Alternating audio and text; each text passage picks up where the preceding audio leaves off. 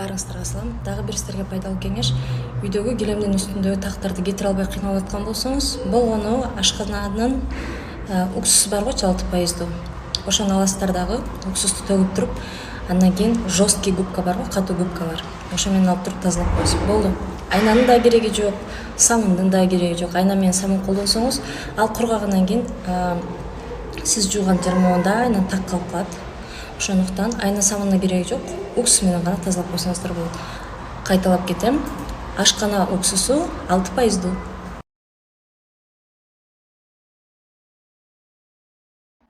Баарыңыздарга салам. Мен кече күнү килемдеги тактарды уксус менен кетирсе болот деп айтканмын. Азыр эмесе мен өзүм тазалаган килемдерди көргөзүп кетейин дедим. Бул жерде болсо коен бакканбыз, домашний болчу. Ушул жерге сийип койгондон өтүп кетиптир. Коендун сийдигин, кстати, кетириш аябай кыйын экен. Айна самындын кереги жок, болгон уксусту куясыздар дагы. Бир ашып барса 10 секунд күтүп туруп, андан кийин тряпка менен тазалап аласыздар. Бул тактар болсо тамактан чачыраган, майдын чачыраган, торттуку. Бул тактарда ушундай кылып эле щетка менен же болбосо катуу губка менен тазалап койсоңуздар болот. Үстүнөн айна менен жууштун кереги жок.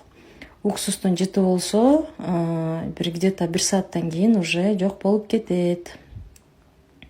Бул дагы торт төгүлгөн, колубуздан кулап кеткен болчу. Ушундай кылып туруп эле тазалап коебуз.